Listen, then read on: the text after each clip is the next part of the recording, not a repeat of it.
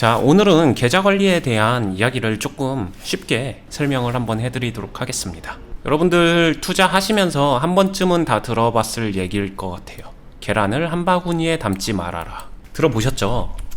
너무 뻔한 얘기 같지만 이 너무 뻔한 얘기를 적용을 너무 다르게 하고 있다는 게 중요하다고 생각을 합니다.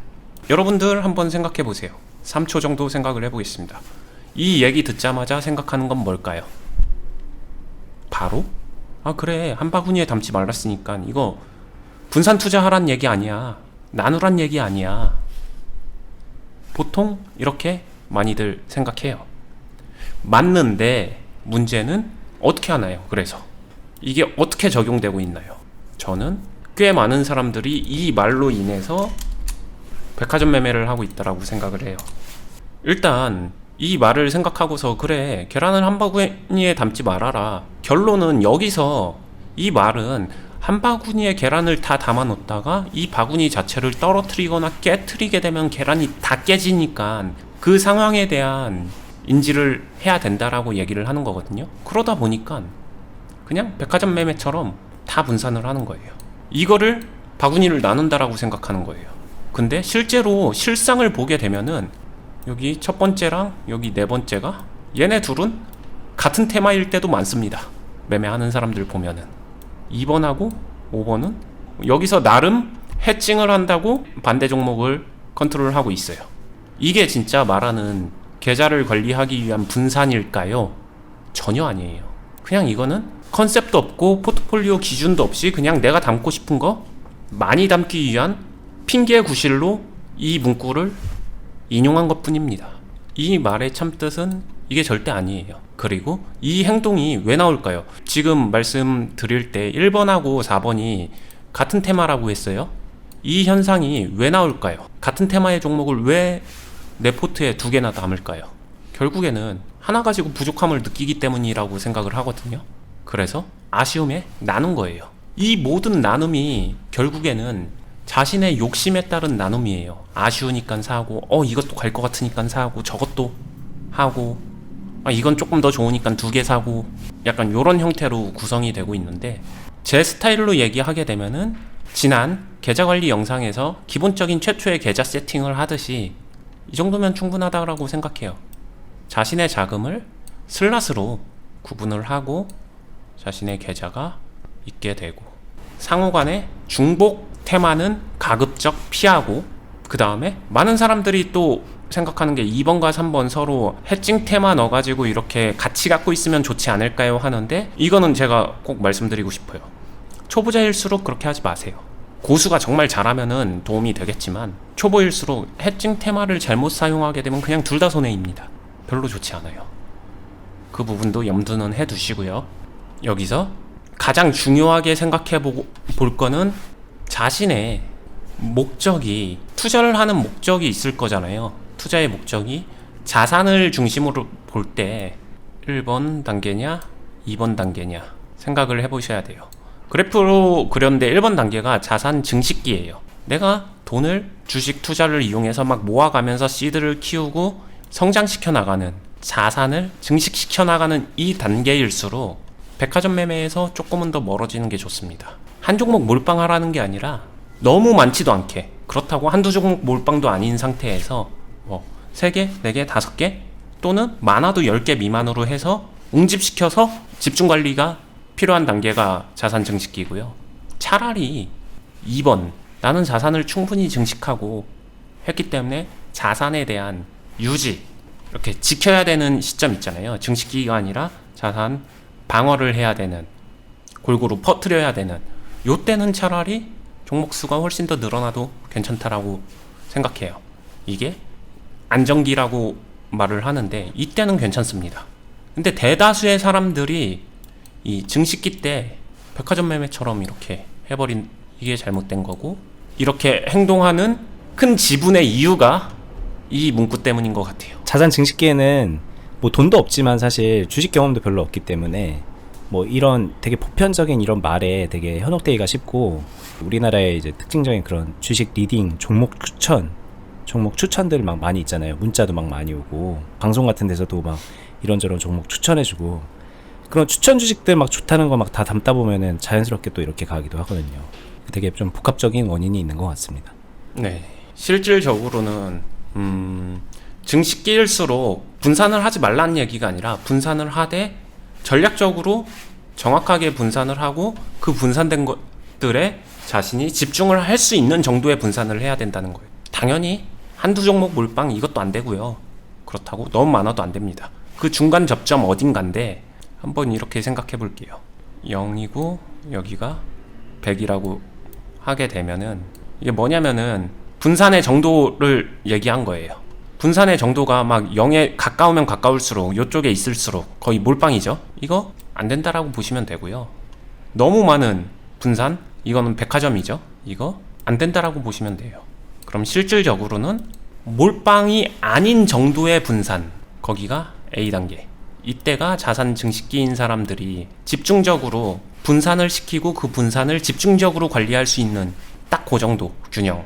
이게 자산 증식기 사람들이 필요한 단계예요. A단계고요. 자산을 쭉 증식해서 안정기에 가면 갈수록 이쪽으로 넘어온다 라고 생각을 하시면 됩니다. 주관적 의견입니다. 오해 없으셨으면 좋겠어요. 저는 계란을 한 바구니에 담지 말아라, 이 의견은 사실 이 안정기에 있는 사람들에게 하는 말인 것 같아요. 그러면 약간 이 자산 증식기에 있는 사람들은 계란이 깨질 각오를 하더라도 좀 도박적 베팅이 필요하다는 말씀이신 건가요? 그건 아닙니다. 깨지면 안 되죠. 바구니 깨트릴 생각하지 말아라입니다. 이 말을 생각해 보세요. 계란을 한 바구니에 담지 말아라라는 말에 이거 잘못해서 바구니 떨어뜨릴 수도 있고 뭐 할 수도 있고 뭐 할 수도 있고 계란 깨질 거를 생각하는 거잖아요. 증식기에 있는 사람들은 계란 깨질 거 각오하면 안 된다예요. 만약에 바구니가 되게 많으면 그 중에 뭐 하나 놓칠 가능성이 그만큼 더 커지는 거니까 그걸 오히려 더 주의해야 된다는 얘기네요. 네, 안 깨트릴 정도로만 담아서 몸으로 막아야 됩니다. 품 안에 잘 품고 있어야 돼요. 절대 깨트리면 안 됩니다. 그렇게 매매를 하려면은 자기 손과 발이 닿을 수 있는, 몸으로 커버할 수 있는 정도로 면적을 줄여서 적극적으로 방어를 해야 됩니다. 잃지 않게끔. 증식기 때는 그게 필요해요. 안정기에서는 자금을 키우는 것보다 변수를 맞지 않는 게 중요하기 때문에 한 바구니에 담지 않고 최대한 분산시켜서 갑자기 변수 들어오게 되면 바구니를 잃더라도 그것만 잃으면 되는데, 증식기의 사람들은 바구니 잃으면 없어요. 아무것도. 근데 이게 보세요. 여기에서 바구니를 뭐 여러 개를 담아서 그 중에 하나가 날아가더라도 이제 지킬 수 있다, 이 얘기를 하는 거는 어쩔 수 없이 변수라는 게 있다는 거고, 그 변수를 통해서 바구니가 날아갈 가능성이 있다는 얘기잖아요.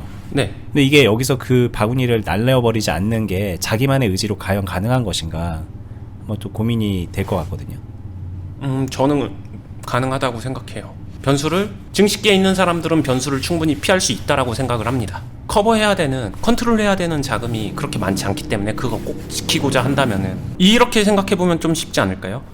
이거 좀 웃긴 비유인데, 내가 집에 실거주를 하면서 우리 집에만 살아요. 그리고 거기서 도둑 들지 않게 관리한다, 신경 써서 관리한다, 그 정도는 가능하잖아요. 근데 너무 부자 분이 집이 100채가 있어요. 걷다가 내 자산을 다 곳곳에 숨겨놨어요. 근데 내가 진짜로 사는 데는 한두 군데예요. 나머지 98개는 살진 않아요. 막 별장 같아요. 그럼 거기서 변수가 생기게 되면 변수에 취약해지죠. 당연히 내가 살고 있는 공간, 집 안에서도 변수는 나옵니다. 피해갈 수 없는 변수는 나오는 건 맞는데, 그런다고 하더라도 그에 걸맞게 대응하면서 그걸 최소화시킬 수 있는 정도는 된다, 이 이야기예요. 증식기 때는 그게 필요하다라는 얘기고요. 잘 이해가 됐습니다. 자, 그러면은 보는 분들이 궁금해할 만한 거 하나만 좀 얘기하고 마무리했으면 좋겠는데요. 이 백화점 매매 하지 말아라, 그리고 자산 증식기에 너무 많은 종목은 좋지 않다, 이렇게 말씀하셨는데요. 기준을 좀 드리는 건 어때요? 별로 이런 거 안 좋아하시는 건 알지만 1,000만 원 이하, 3,000만 원 이하, 1억 이하, 뭐 이런 식으로 좀 금액별로 몇 종목 정도가 좀 적당할 것인가, 이런 거 되게 궁금해 하시더라고요. 네. 가능할까요? 해보죠. 100만 원 단계의 사람들 또는 100만 원 이하의 사람들. 네, 종목수 몇 개가 좋을까요? 다시 한번 말씀드리지만 주관적 의견입니다. 이렇게 말씀하신 이유는 이게 정답은 없기 때문이에요. 잘 아시다시피. 1개에서 2개입니다. 이거 몰빵 아닌가요?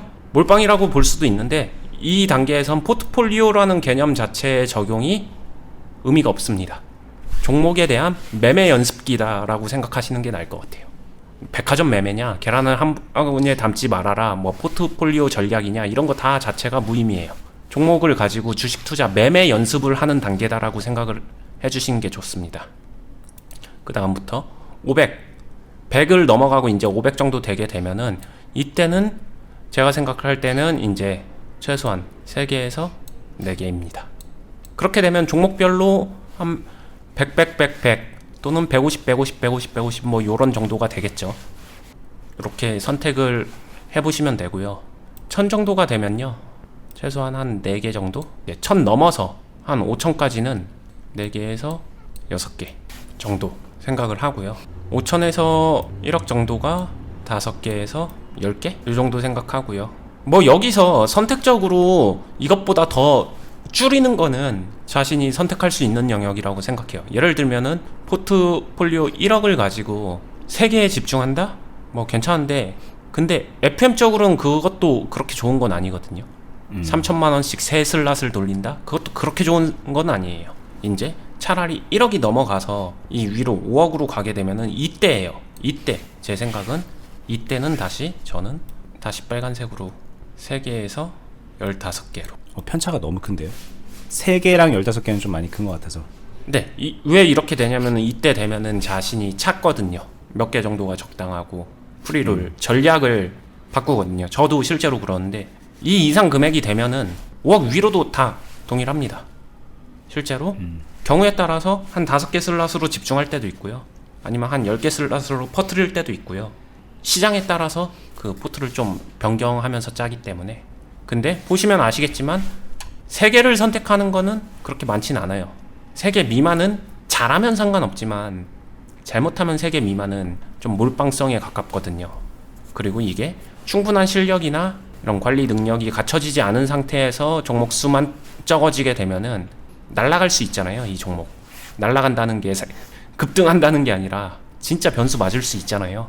거래 정지라든가 극단적으로는 상패라든가 아니면 감자라든가 이런 걸 맞을 수가 있잖아요. 그거를 염두해야 된다라는 말씀을 드리고 싶습니다. 자, 근데 그러면 이제 궁금한 거 하나 있을 것 같습니다. 왜 여기서 최소가 5개였는데, 네. 물론 이거 이제 러프하게 적어주신 거는 알지만, 왜 줄어들었는지, 금액은 커졌는데 왜 최소가 더 줄 수 있는 거지? 이거는 3개는 별로 좋지 않다고 하셨는데, 네. 이건 3개까지도 적당하다고 말씀하시는 그 이유는 뭘까요? 아, 좋은 질문이에요. 안 그래도 예상하고서 말한 건데, 왜 줄었을까? 이 차이예요. 여기서 3개를 선택하는 사람들이 이 정도 시드에서 였다가 한 슬롯에 1억 5천, 1억 5천, 2억 이렇게 설정하지 않을 겁니다. 실제로 슬롯은, 예를 들면 슬롯을 6개가 있는데 그 중에서 3개만을 집중하고 있었을 확률이 훨씬 더 높을 거예요. 실제로 보면은. 요래서 이 숫자가 나온 거라고 이해해 주시면 돼요. 그러니까 이게 지금 그러니까는 슬롯 수가 아니네요. 현재 보유하고 있는 종목이 요 정도 안에서 노는 게 적당하다라는 말씀이실 거고. 네. 굳이 따지자면 여기 최대라고 돼 있는 여기가 슬롯 수가 될 수 있겠네요. 오히려 그렇죠. 그럴 확률이 높습니다. 아니, 그리고 이거 최대를 슬롯으로 정한다는 것도 애매하고요. 그래서 이게 편차가 커질 수밖에 없는 것 같아요.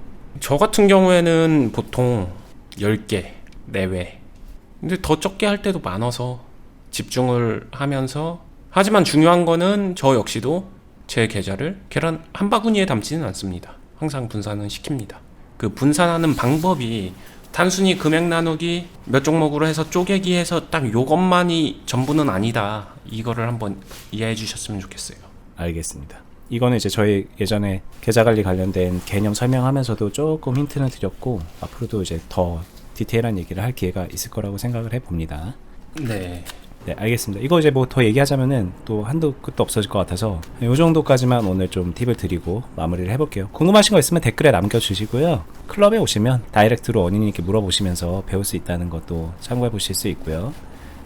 계속 이제 클럽 말씀드리는 이유는 저희가 이제 해드릴 수 있는 게 2가지가 있는 거예요. 지금 보는 영상, 보고 계시는 영상 통해서 일종의 여러분들이 궁금해할 만한 거를 제가 대신해서 물어보고 답변하는 그런 형식의 것들을 매일매일 이렇게 업로드를 하고 있는데, 공부를 한다는 차원에서는 저희 영상 되게 좋아요. 교과서 같은 느낌이 있을 겁니다. 근데 이 교과서가 나의 실력 향상에 다이렉트로 도움이 되느냐? 그건 여러분들이 한번 좀 곰곰이 생각해 보셔야 되는 게, 사실 좀 어렵거든요. 그 내 경험치가 올라가고 내 실력이 올라가 줘야 되는데, 그거는 단순하게 뭔가를 안다고 해서 되는 게 아니라 운동하듯이 이렇게 몸으로 계속 단련을 하듯이 쭉 시간을 들여서 정진해 나가야 되는 부분인데, 그 과정에서 잘못 운동해가지고 몸이 다치는 것처럼 주식을 혼자 잘못하다가 망가지는 경우가 너무나도 많아요. 아무리 저희가 좋은 교과서를 가지고 있다고 해도 그렇게 되는 분들이 대다수기 때문에 저희가 그 부분을 좀 보완시키고자 클럽이라는 걸 하고 있고, 이 클럽은 쉽게 말하면 실전에서 여러분들의 잘못된 습관을 교정해드리고